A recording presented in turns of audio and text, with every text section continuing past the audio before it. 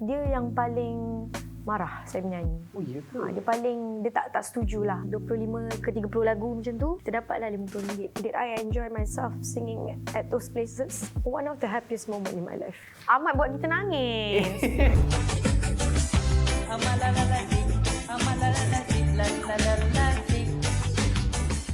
Hai guys, Assalamualaikum dan selamat malam. Saya Ahmad Lasif. Ini adalah show Dalam Bilik. Untuk episod kali ini, saya bawakan seorang penyanyi di mana penyanyi ini mendapat perhatian ataupun mendapat permintaan ramai daripada kita punya subscriber, pengikut-pengikut kita kat social media. Diorang komen, Ahmad jemputlah nenek-nenek datang. So korang ni macam tahu-tahu je. Jadi oleh itu, untuk merealisasikan permintaan korang, saya bawa di sebelah saya Aina Abdul. Hello semua. Hai Ahmad. Apa Hai khabar? Aina. Sihat Mila Aina? Sihat Alhamdulillah. Aina baru sahaja melangsungkan konsert Aina Abdul 3.0 Ya. di Axiata Arena pada 18 November. 18 November dan saya adalah salah seorang yang pergi juga Aina Abdul. Ya ke? Ya, nampak ada bukti tau. Aina Abdul. Duduk kat belah mana? Kita duduk kat belah media. Oh, okey, kat atas. Bila datang ke show Dalam Bilik, kita akan borak-borak mengenai kehidupan. Kalau Aina Abdul, kita nak tanyalah pasal sebelum menjadinya seorang Aina Abdul pada hari ini. Okay? So, let's we start dengan sebelum Aina Abdul masuk satu rancangan reality yang bernama Mentor Legend waktu tu. Itu tahun 2014 bersama dengan mentor Ella. Ya, betul. So sebelum tu Aina, kita tengok dekat social media pun Aina pergi banyak audition. Tak dapat. Dapat, tapi untuk ke final tu tak dapat, betul? Untuk ke rancangan tu tak dapat. So kita start dengan Aina Abdul sebelum masuk reality show. Siapakah Aina Abdul? Okey. Sebenarnya Aina Abdul ni bukan Aina Abdul dari permulaannya. Saya hanya Aina.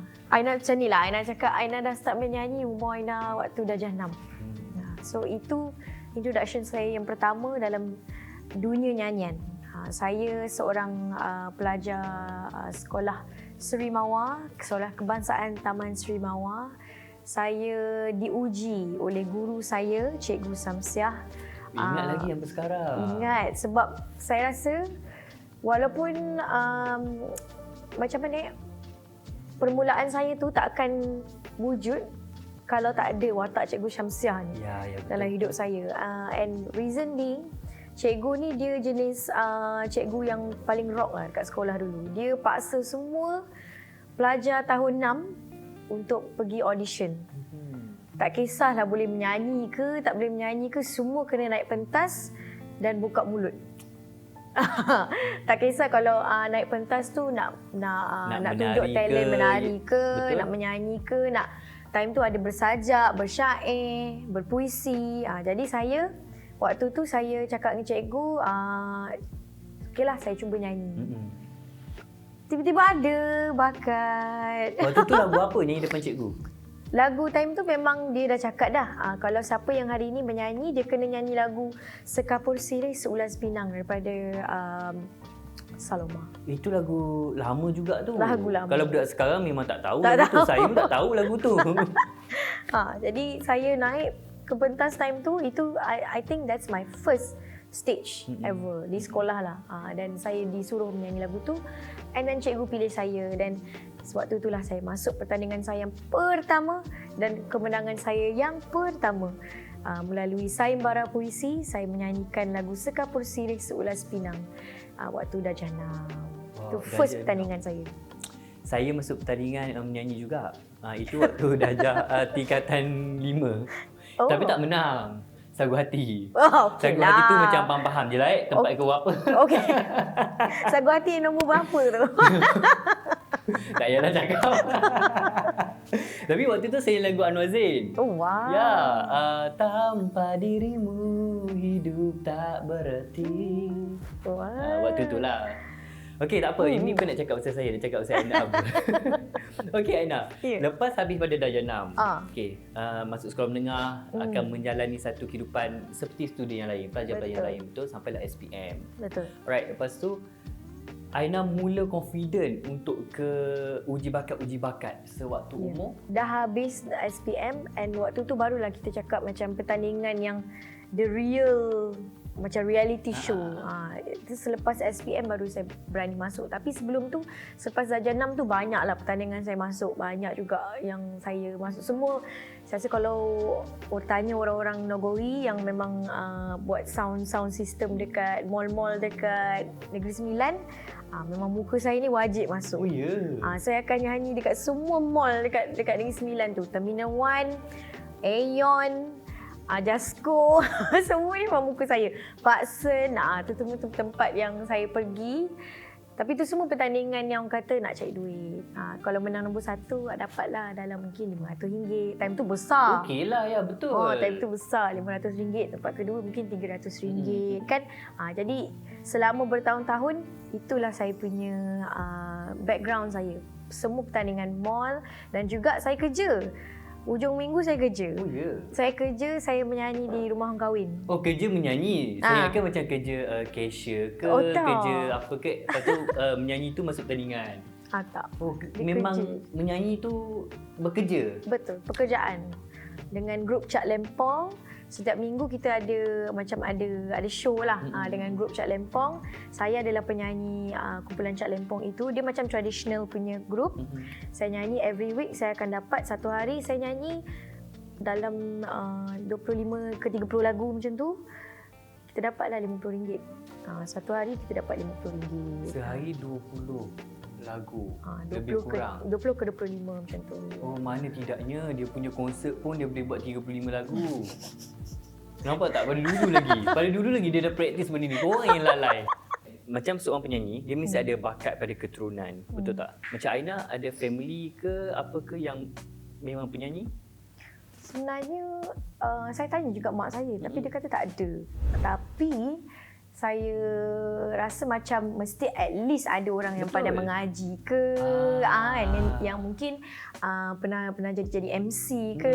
Betul. So saya tak dapat exactly jawapan daripada mak saya. So I would say saya simpulkan I think I got it from my arwah ayah saya. Sebab arwah ayah saya suara dia sedap.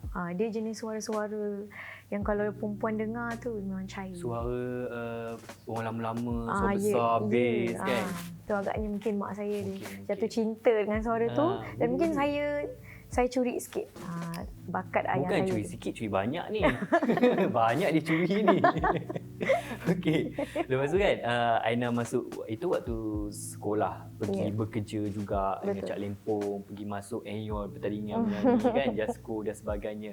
Lepas tu siapa yang suruh Aina pergi audition yang besar-besar tu, yang TV punya level? Oh, mak saya. Mak saya dia pelik sikit. Mak saya ni waktu awal-awal dia yang paling marah saya menyanyi. Oh ya ke? Dia tak setujulah. Sebab mak saya seorang guru.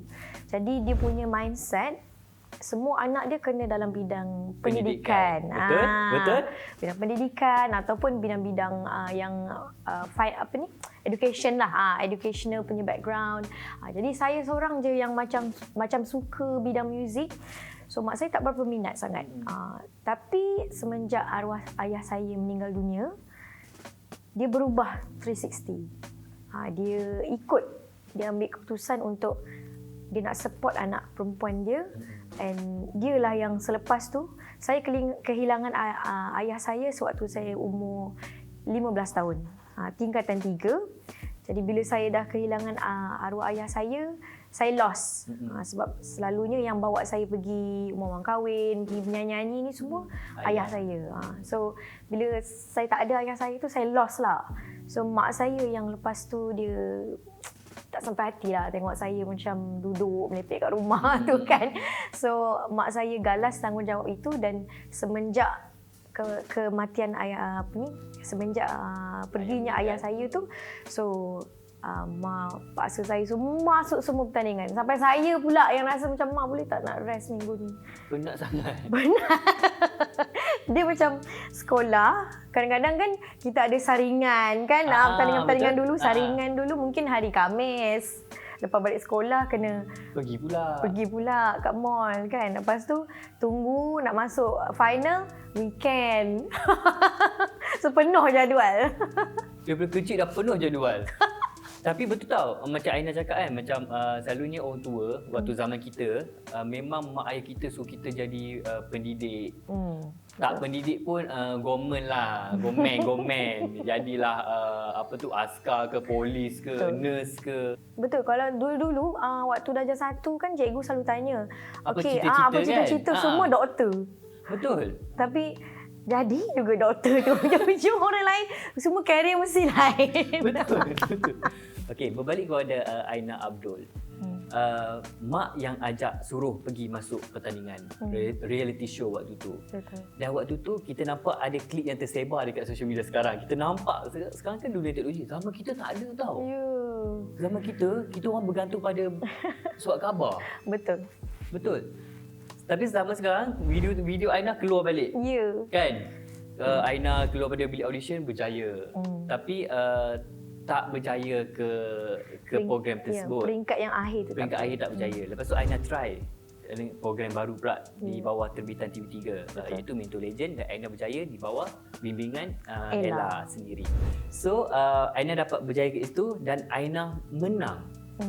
Tak pernah sangka, ataupun memang Aina dah sangka confirm aku boleh makan budak-budak ni. Taklah, waktu batch Mentor Legend yang saya masuk tu, semua power. Itu batch paling power. Sebab saya time tu ingat lagi waktu tu Mentor Legend, kita banggalah sebabnya kita part of the team kan. Program Mentor Legend time tu ada menang program terbaik. Keluaran Mentor Legend. And saya ingat lagi setiap minggu kita boleh rasa vibe pertandingan ni macam dia bukan macam pertandingan lain. Dia macam dia punya persaingan antara setiap protege ni, semua orang macam tak tahu minggu tu siapa nombor 1. Jadi saya rasa macam this is the best platform untuk saya time tu lah. Honestly, and dapat bersama dengan Kak Ella, it's a dream come true untuk bekerja dengan seorang legend macam tu yang sangat-sangat humble, sangat-sangat manja. Ya, betul. Tapi dia ada juga that drive sebagai Ratu Rock tu. Adalah momen-momen yang macam yang orang tak tahu yang berlaku dekat Mentor Legend. Ada minggu yang ada masalah-masalah wardrobe. Itu Aina belajar, kira macam first experience Aina lah masuk dalam industri. Sebelum ni kita macam main pakai je apa-apa ke kan. Betul. So bila masuk Mentor Legend tu, kita baru tahu yang okay, every week kita kena plan, baju kita kena plan awal. Dan kita kena ada kita punya glam team. Kita ada glam team. So Aina diajar ketika itu untuk ada setiap minggu kita dah ada lock makeup artist kita lock baju apa kita nak pakai. So ada minggu-minggu dekat Mentor Legend yang kita plan pakai baju lain, tapi malam tu kita pakai baju lain. Ada juga yang minggu yang lagi 3 jam nak show, baru kita cari baju. Pengalaman yang saya rasa macam tak boleh dijual beli. Tapi momen tu sangat priceless bagi saya lah. Dan bila saya tengok balik momen tu, there's nothing yang saya rasa yang saya tak boleh nak lawan. Kalau saya dekat position sekarang ni, time tu kita dah lalui, lagi teruk. Macam kesukaran tu. Sebab saya dulu orang baru. Jadi bila kita orang baru, banyak benda nak kena belajar. Kadang-kadang kita rasa macam orang tanya kita, selesa tak pakai baju tu.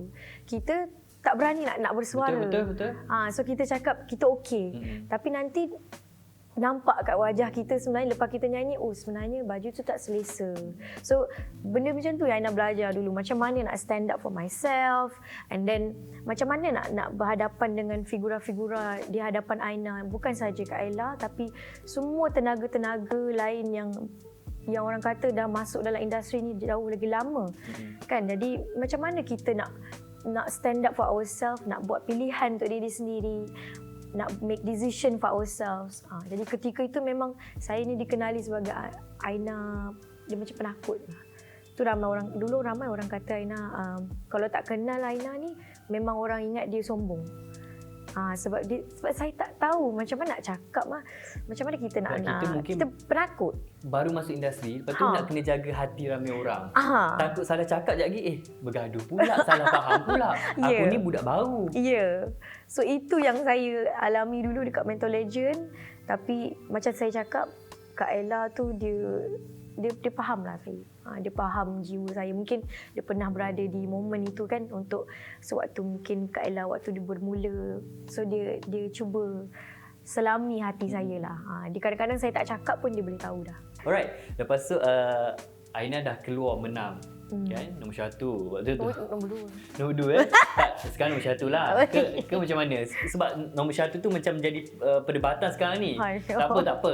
Kemudian korang. Okay. Lepas tu Aina keluar pada program tersebut. And then dia macam nama Aina Abdul tu macam sepi. Macam ada lagu kan? Sepinya. Sepi. Kenapa sepi? Sepi tu sebenarnya tidaklah sepi, tapi masa itu menyepikan Aina lah. Itulah tu kita nak tahu juga kenapa dengan masa tu. Masa tu sebab Aina, you have a great wall, faham tak? You ada personality yang kuat apa semua, tapi kenapa Aina tak lepas pada program tu, kenapa tak masuk? Macam tu. Saya kan waktu tu lepas habis mentor dah tahun 2015 tau. Saya senang cerita lah, kita lost. Kerana kenapa Aina lost? Sebab kita bukan lost sebab kita seorang-seorang. Kita ada macam rakan-rakan industri yang membantu Aina lah ketika itu. Tetapi macam Aina cakap tadi, I don't know how to make decision for myself. So disebabkan kekangan itu, we try to follow everything. We let everybody shaping ourselves. Itu yang Aina lalui dulu. I take every information left and right. Okay, orang ni kata ni buat, orang ni kata ni buat. Kita buat semua benda sampai eksperimen lah waktu tu. Time tu juga saya belajar buat lagu. Saya tidak menulis lagu until I'm waktu umur 2015. So saya, kalau orang tanya Aina sebagai seorang komposer, kadang-kadang kebanyakannya komposer ni dia dah lama menulis lagu daripada kecil, dia dah ada bakat tu kan. Tapi saya tidak. Saya hanya menulis lagu apabila saya habis Mentor Legend. And kenapa saya menulis lagu? Ketika tu saya tidak dilamar untuk menyanyikan apa-apa lagu. So saya dah stres. Sebab saya masuk dalam industri, saya dah menang nombor 2, tapi saya tak ada produk. And then semua orang mencari produk untuk diri masing-masing kan. Jadi saya tak ada produk and saya buatlah lagu sendiri. Tapi time tu bukan lagu sumpah lagi lah. Lagu ballad yang lain. Betul. And saya sepi tu kerana macam saya cakap tadi, saya follow orang tu, saya follow orang ni. At the end of the day, saya hilang. Sebab diri saya tu hilang. I don't know what else to do. Saya tak tahu nak ikut nasihat orang ni ke, nak ikut nasihat orang ni ke. Because nothing that I do that time works for me. Tak ada. Walaupun saya cuba menulis lagu untuk satu OST, filem Jejak Warrior. Ketika itu filem itu adalah box office. Filem yang mendapat kutipan yang sangat tinggi lah di Malaysia time tu. Tapi lagu pun saya yang buat. Walaupun saya fikir saya dapatlah kita curi-curi sikit fame daripada kita dapat ambil fame daripada filem tu, tapi Allah kata bukan rezeki. Yes, betul. Tak naik-naik juga, tak dikenali juga. Walaupun saya sumbangkan 2 buah lagu dalam filem itu, Mimpi Kita dan juga Bukan Hayalan. So saya rasa macam okay, saya try lah. Dalam 1 tahun lebih tu saya try. Every kind of opportunities saya akan grab. Tapi saya tak berjaya juga. At the end of the day, saya terpaksa tinggalkan apa ni orang kata, orang-orang yang banyak membantu saya ketika itu. Tapi in a good ways lah. Kita terpaksa part ways, and saya masuk balik universiti saya start balik degree. Saya belajar Bachelor in Music. Ketika saya belajar itulah saya really make time for myself and start my own band, cari duit dengan nyanyi dekat club. Macam tu. I think for 4 years lah saya masuk. Dalam 4 tahun juga saya menyanyi dekat club apa semua. And then barulah sumpah. Tapi tak apa, betul-betul cakap Aina, kalau Allah kata itu, kalau bukan itu rezeki kita, Ya. bukanlah. Betul. Tapi kalau kata, ya pada tahun sekian-sekian, inilah rezeki engkau Aina Abdul. Yes, you are. Lepas tu nak tanya, siapa yang grab Aina? Aina ni ibarat macam dekat lautan ni, Aina Abdul ni, macam ibarat dekat lautan. Siapa yang selamatkan Aina naikkan? Waktu tu, ingat lagi tak? Ingat, ketika tu lepas saya dah bertahun-tahun nyanyi kat kelab kan, adalah few people in the industry yang datang tengok show saya kat kelab. Time tu saya memang selalu, almost every week lah saya akan menyanyi di sekitar Bukit Bintang. Dekat area Cangkat, saya akan menyanyi di, there's a jazz lounge yang dipanggil No Black Tie. And then saya ada juga menyanyi di satu restoran yang bernama Forbidden City. And few other places, ada Merdekaria, tu tempat saya gig dululah. Orang panggil dulu term dia gig lah. Betul. So saya pergi gig, dan mereka ni ada few people yang memang selalu datang show saya. Datang show saya, tengok saya nyanyi, dan diorang cakap dengan saya, sayanglah kau nyanyi kat sini, siapa tengok kat sini kan. So benda tu macam membangunkan saya lah.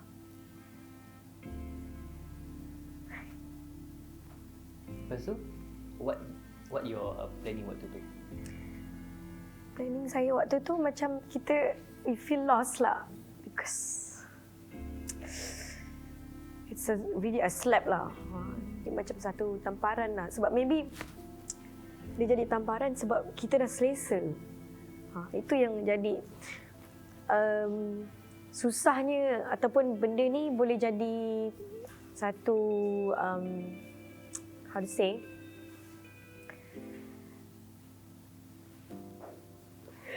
Boleh. Ahmad buat kita nangis. Kita dah lama tak nangis dalam interview tau. Dia jadi satu tamparan sebab kita dah selesa, and I can say this wakil kepada semua penyanyi-penyanyi kelab malam. Because itu adalah saya punya background saya.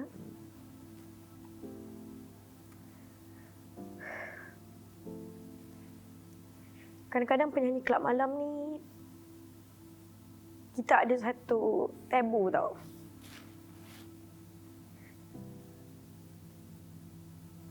To all my club singers out there, okay. So dia macam ada tabu, because bila kita dah menyanyi lama sangat dekat kelab malam, we are getting used to it, because kita ada dapat gaji. Walaupun orang cakap macam penat, memang penat nyanyi kat kelab ni, sebab you just have to macam kalau owner kelab tu kata okay, you kena nyanyi naik atas sekarang, kena nyanyi walaupun dah habis lagu, tapi kena sambung menyanyi. So tabu tu adalah sebab kita dah selesa. So saya faham, saya mewakili semua penyanyi kelab di Malaysia ni. I know how it feels to just want to stay in that position. Kita selesa dengan position tu. And itu yang berlaku dengan saya for almost 4 years. Saya selesa dengan keadaan itu. So bila there's particular person cakap dengan saya, kau kena keluar. Kalau Ahmad tanya Aina jujur-jujur, did I enjoy myself singing at those places? One of the happiest moment in my life.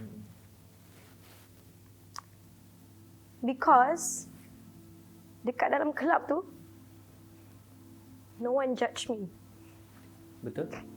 Ya. Because bayangkan Aina berhijab. I sing in front of in front of the bar. Betul. Kan? They sell alcohol, it's not really the most, orang kata, tempat yang the best ideal place for a hijabi to sing. Kurang selesa lah. Betul. But those people yang hire saya untuk menyanyi ketika itu, they don't care about my appearance. They care about the talent. Alhamdulillah. Betul. So it was one of the happiest moments in my life because I feel appreciated and I feel loved and I don't feel judged by any of them. So itu adalah momen saya mencari, dan di situlah terlahirnya Aina Abdul. The real Aina Abdul actually lahir ketika beliau menyanyi di Kelab Malam. So because of few people in my life ketika itu suruh saya leave from that situation, saya buat keputusan akhirnya saya nak keluar daripada situation tu, not because I don't like menyanyi di Kelab Malam, tetapi saya dah agak letih.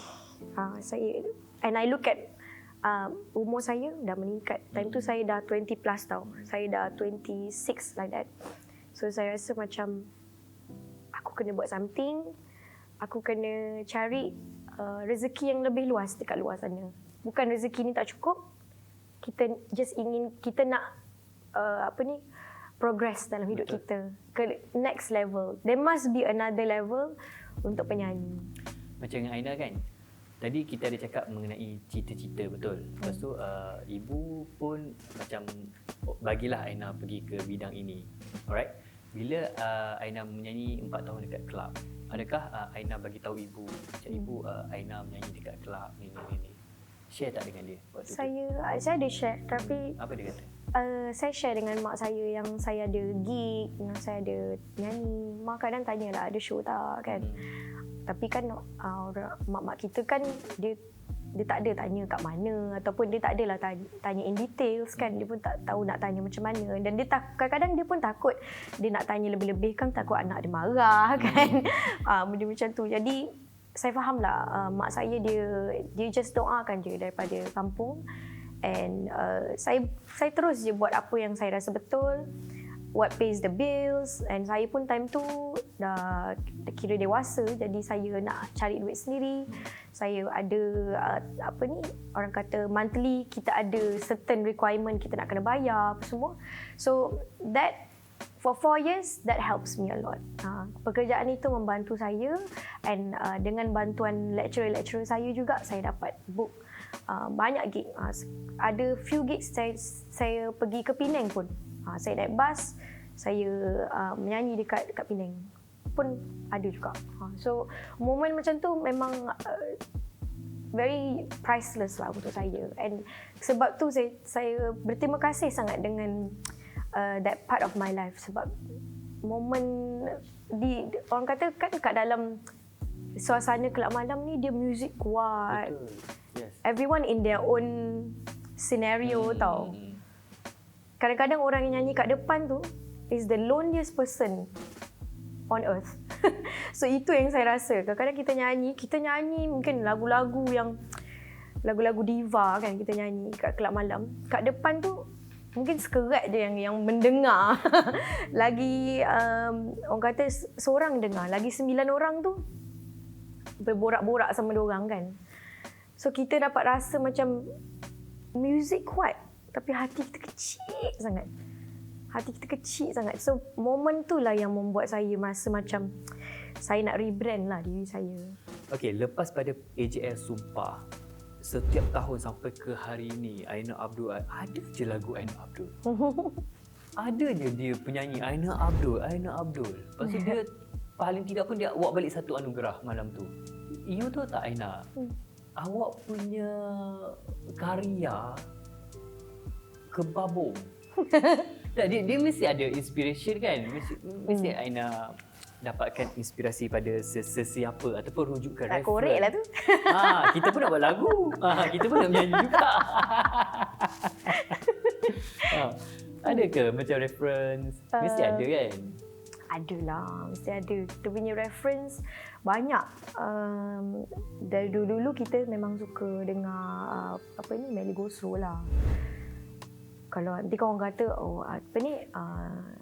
negara jiran lah, tak ada negara sendiri kok. Ada Itu dah. reference. Itu reference. So, Ya. kita boleh baca dah netizen tulis apa. Betul. Itu reference korang ni pun. Tapi time tu saya banyak jugalah dengar macam, saya suka komposer lama-lama macam Arwah Adnan Abu Hassan, Azlan Abu Hassan, Azmi, Bang Ajai. Sebab kita nak tulis lagu ballad. So lagu ballad ni saya rasa the best prime time untuk lagu ballad adalah the 90s dan juga early 2000. Betul, setuju. So Zaman kita membesar. Yes. betul. So saya banyak kaji lah ballad-ballad mereka ni, and lirik saya banyak belajar daripada Hafsah Hassan, Elwar Baiduri. Ada juga saya baca banyak belajar daripada lirik daripada Lolok, Arwah Lolok. Semua hebat-hebat. Semua orang hebat-hebat yang saya jadi reference saya. So until now saya masih mendengar karya-karya mereka, tapi lepas kita dah few series AJL, kita nak progress lah. Orang kata dalam lagu ballad ni pun dia ada tangga-tangga dia tahu.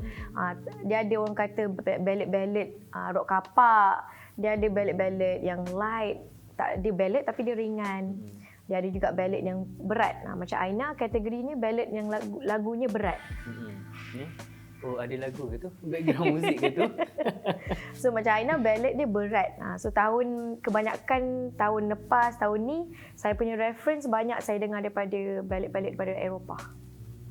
Saya nak cuba linkkan macam mana saya nak cari sound yang orang kata unik. Supaya bila saya keluar lagu orang kata tak adalah, orang kata sama je kan. Macam tu. Tapi betul tak, menjadi seorang Aina Abdul ni, waktu saya pergi konsert dia baru-baru ni 3.0, semua genre dia bawa. I think you ada bawa Korea tu panggil genre apa? K-pop. K-pop punya genre dia bawa, traditional. Yeah. Saya suka tau Fatua Pujangga Aina nyanyi. Sedap je. Lama gila tak dengar lagu tu. Yeah. Lama gila. Bila Aina nyanyi tu macam baik tu terpasang. Ya. Dan saya baru tahu bila saya research, rupanya penyanyi Aisyah. Sebab waktu first saya dengar lagu tu, fun fact ni, saya dengar waktu zaman saya diploma. Penyanyi dia adalah lelaki. Mungkin saya dengar cover daripada penyanyi lelaki kot.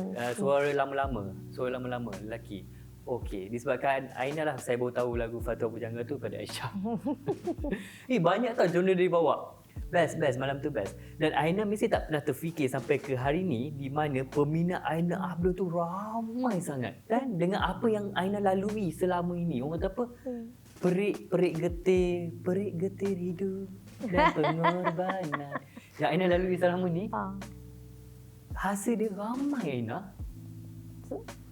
Saya tak tahu Mat. Saya tak tahu lah Mat percaya ke tak saya kan, tapi macam ni, saya tak pernah rasa yakin tau dengan bila orang kata saya ramai peminat ke apa ke. Saya masih in disbelief lah, sebab mungkin kerana saya masih ada rasa takut kot, ataupun mungkin saya terlalu, mungkin bila kita buat penampilan ke apa ke, mungkin kita selalu dengar kecaman kan.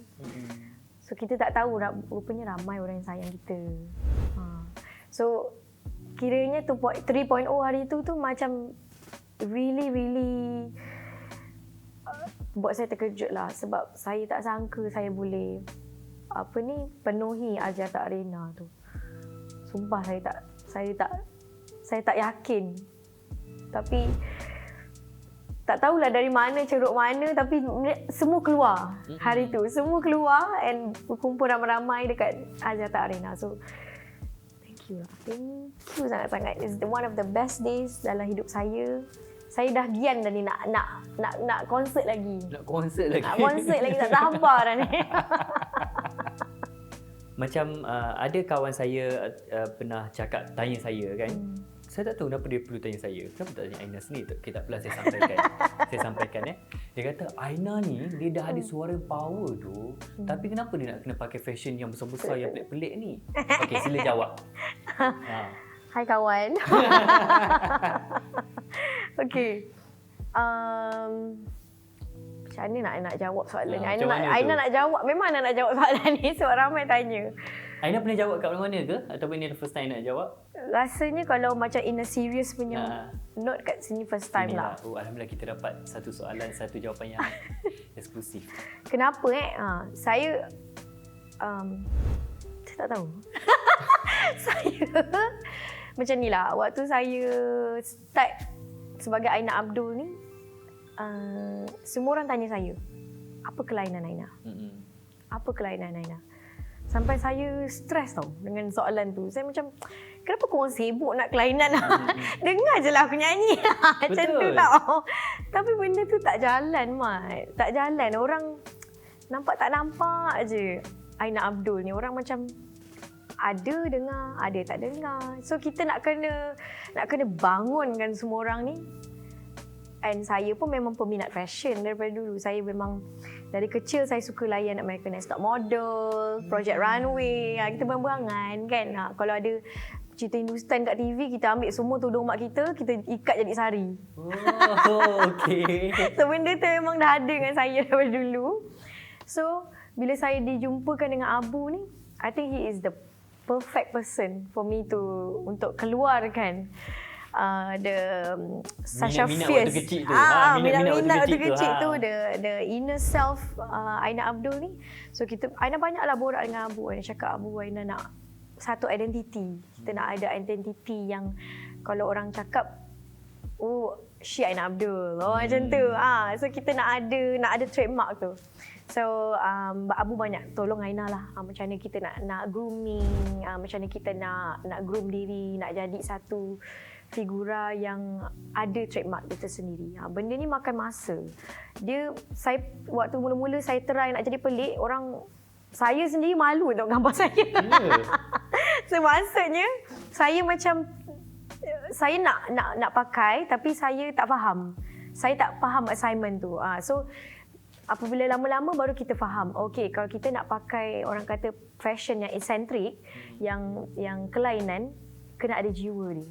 Dia kena datang, pemakai tu kena ada watak itu. Dia tak boleh kita nak jadi pelik tapi kita tak pelik. So dia kena gila-gila juga sebenarnya. Macam saya ni orang confuse sebab personality yang saya tunjuk dengan apa yang saya pakai tu berbeza. Mungkin saya pun memang jenis yang macam sebenarnya saya ni seorang yang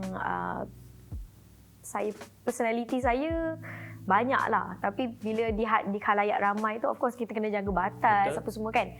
So Abu dia berjaya untuk keluarkan jati diri saya ni. Dia gali lah saya sedalam-dalamnya. Aina suka macam mana? Aina suka macam ni ke? So bila lama-lama kita dapatlah identiti kita tu. Oh, kita suka macam ni. Kita suka baggy-baggy. Kita suka baju yang tak nampak tubuh badan. Sebab kita ada kekurangan. So kita hide benda tu dengan something yang inovatif.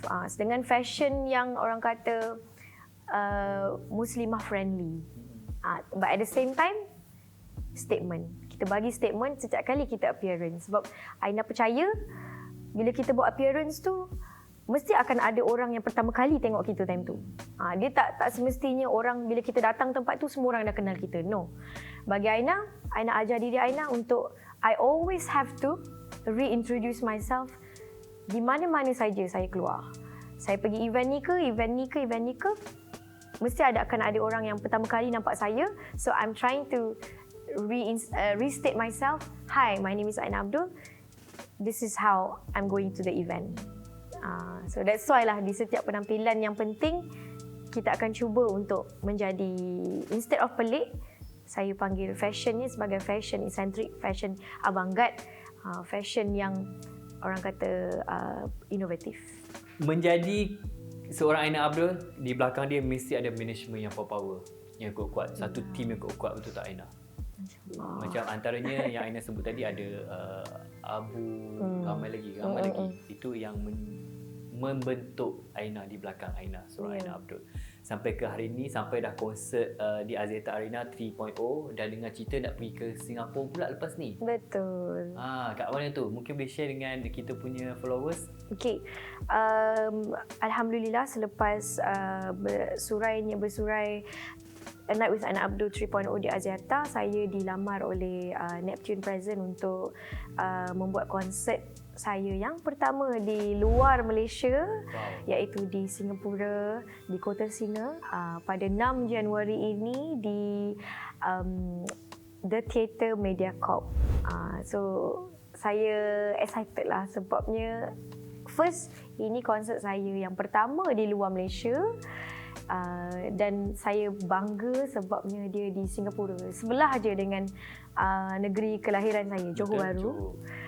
So saya happy lah saya dapat jumpa peminat-peminat di Singapura. If there's any Singaporean fans that I have, thank you so much, and I hope peminat-peminat di Singapura dapat gunakan peluang ini untuk tengok saya nyanyi depan-depan. Mungkin sebelum ni tengok saya nyanyi kat TV je kan.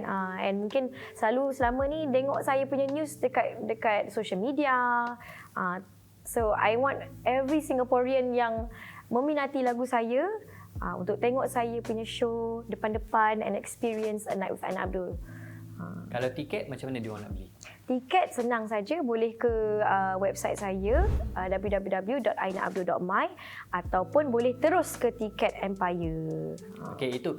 So korang untuk Singaporean jangan lupa, ataupun orang Johor ke nak jumpa Aina ke sebelah je, boleh ke Singapura. Yes. So dapatkan tiket sekarang. Okey, Aina Abdul, bukan sahaja konsert, ada juga album. Apa cerita? Cerita sikit. Okay, tahun ni Aina release my first ever album yang berjudul Imaji. Pada tarikh lahir saya hari itu 25 Oktober. Consists of 14 songs. Di dalam itu ada 14 lagu, semua hasil tulisan Aina bekerjasama dengan producer Mac Chu, Jenny Chin dan juga Afan Mazlan dan Ezra Kong. 4 producer.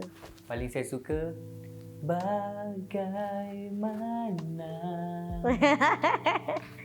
harus ku jalani tanpa. Tak apalah. Saya tak praktis lagi waktu saya tak praktis lagi. Okey. Okey, saya tak praktis lagi. Nanti saya praktis, okey? Alright, Aina, thank you so much and good luck untuk Aina and the team untuk Singapura nanti, konsert di Singapura. Dan korang jangan lupa untuk dapatkan tiket Aina Abdul, konsert di Singapura. Kita letak detail kat bawah, link juga korang boleh beli tiket sekarang. Dan juga jangan lupa untuk support album Imaji Aina Abdul. Alright, dan juga boleh dengarkan semua album ni di Spotify. Betul. Di mana lagi? Semualah. Semua digital platform. YouTube pun ada. YouTube pun ada. Alright. Dan juga jangan lupa untuk follow social media Aina Abdul. Sehingga berjumpa lagi. Terima kasih Aina Abdul. Thank you so much. Thank you, Ahmad. Jangan lupa untuk tekan like, share, komen dan subscribe YouTube channel Oblan Official. Terima kasih. Assalamualaikum. Bagaimana harus ku jalani hidup tanpa kamu. Okay, thank you.